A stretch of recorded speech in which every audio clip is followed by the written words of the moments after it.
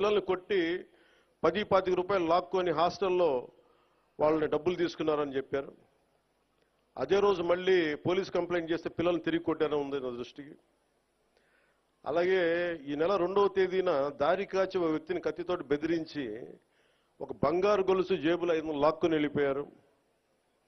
పిఠాపురం పట్టణంలో ఉన్న RRBHR ప్రభుత్వ జూనియర్ కాలేజ్ దగ్గర ఈవ్టీజింగ్ పెరిగిపోయింది.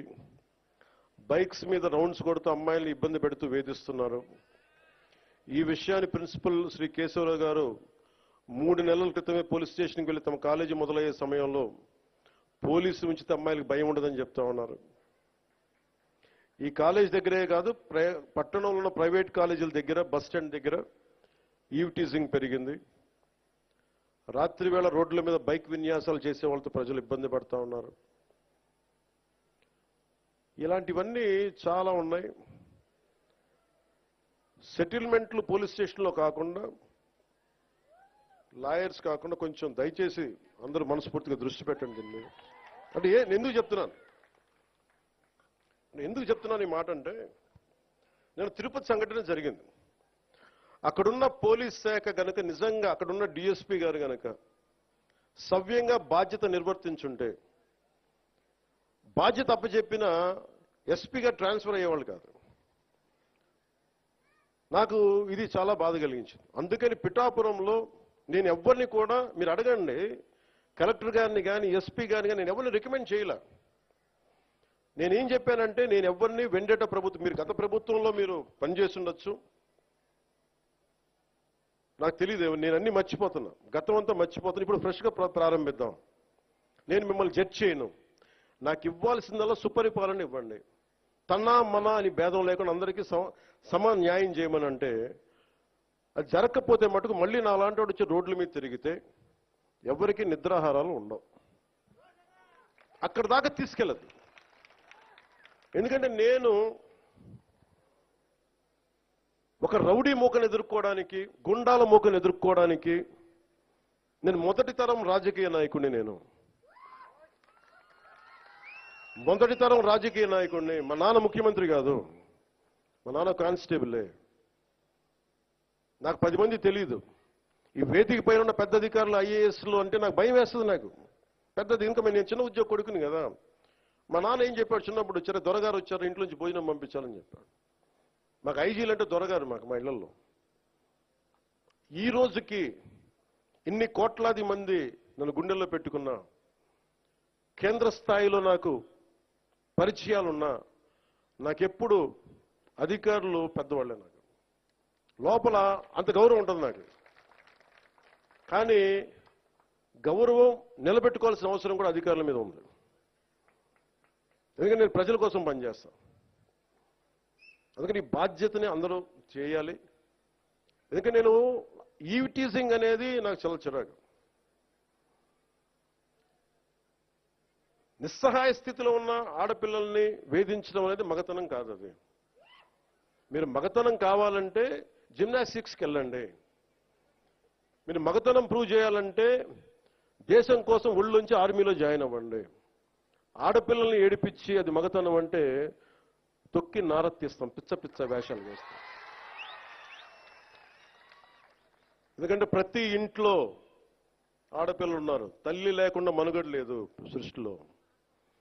మీరు ఆడబిడ్డలకి, పోలీస్ శాఖ కూడా నేను చాలా బలంగా చెప్తా ఉన్నాను, ఇంకొకసారి నాకు ఈవ్టీజింగ్ అనేది నాకు కనిపించకూడదు పిఠాపురంలో. This is my directive. ఎందుకంటే నా నియోజకవర్గాన్ని నేను సవ్యంగా చేసుకోలేనప్పుడు,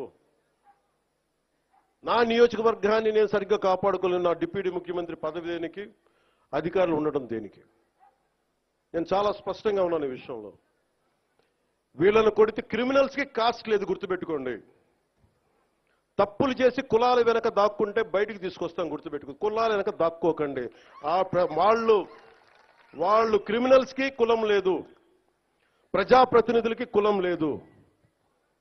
we are very clear about it. చాలా స్పష్టంగా ఉన్నాం దాని మీద. ఈయన కొడితే మాకు ఓట్లు పోతాయి. ఇప్పుడు నేను అధికారులందరికీ చెప్తా ఉన్నాను, సార్ ఈయన అరెస్ట్ చేస్తే ఓట్లు పోతాయి. ఎందుకు ఓట్లు పోతాయి?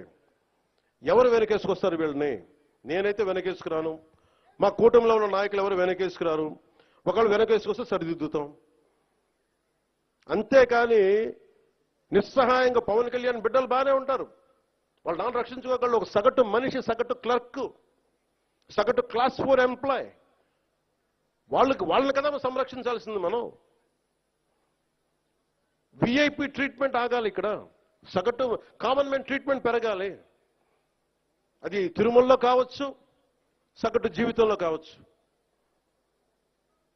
ఇలా కాకుండా కూర్చోబెట్టి పోలీస్ 6 నెలల హనీమూన్ పీరియడ్ అయిపోయింది. హనీమూన్ పీరియడ్ అయిపోయింది అందరికీ, నాతో సహా.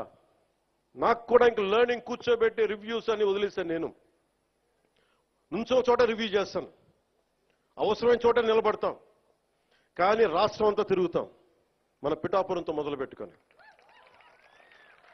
మీరు నన్ను నమ్మి గెలిపించారు, మీరు నన్ను, నేను మీకు నిలబడతాను, గుర్తుపెట్టుకోండి. మీరు నాకు ప్రోగ్రెస్ ఇవ్వండి, నాకు నేను మళ్ళీ పని చేసే ఓట్లు అడుగుతాను. కానీ ఈ లోపల మటుకు నాకు మీరు జేజేలు కొట్టండి, ఆటోగ్రాఫ్లో నేను ఇవ్వకపోవచ్చేమో, కానీ మీకు పని అయితే ఒళ్ళోంచి పనిచేస్తాను. మీరు మొత్తం 5 సంవత్సరాల పాలన అయిన తర్వాత ఇంకొకసారి ఇతనికి ఎమ్మెల్యేగా అవకాశం వచ్చింది ఇవ్వండి, లేదు నువ్వు మాకు నచ్చలేదు వదిలేయండి. మీరు నేను అంత నిక్కచ్చిగా ఉన్నాను, నాతోటి నేను అంత నిక్కచ్చిగా ఉన్నాను. అందుకని నేను చాలా చాలా స్పష్టంగా ఉన్నాను. 15 ఏళ్ల తక్కువ కాకుండా అలయన్స్ ఉండాలని మనస్ఫూర్తిగా నేను ఆ శక్తిపీఠాన్ని ఆనేసి చెప్తా ఉన్నా. కానీ అధికార యంత్రాంగం నాకు మీ సహకారం కావాలి. నేను గవర్నమెంట్ ఎంప్లాయ్ కొడుకునే, లేట్ గవర్నమెంట్ ఎంప్లాయ్ కొడుకుని నేను. కష్టాలు నాకు తెలుసు.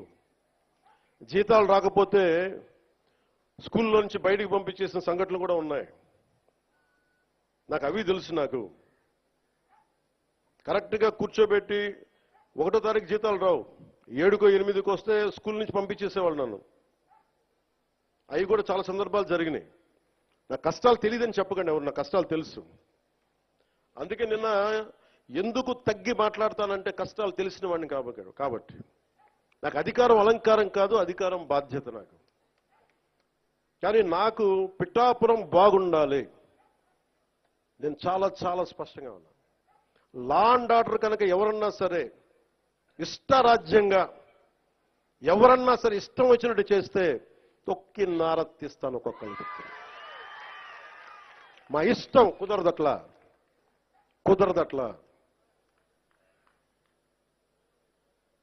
ఇది చాలా చాలా జాగ్రత్తగా ఉండాలి. ఇది నేను తెగించి వచ్చాను రాజకీయాల్లో, గుర్తుపెట్టుకోండి. గుండాలకి చంపేస్తానంటారు నన్ను. మొన్న అడవుల్లోకి వెళ్ళాలంటే నక్సలైట్లు మందు పాత్రలు పెడతారంటే పెడితే పెట్టండి, పేలిపోతాను. కానీ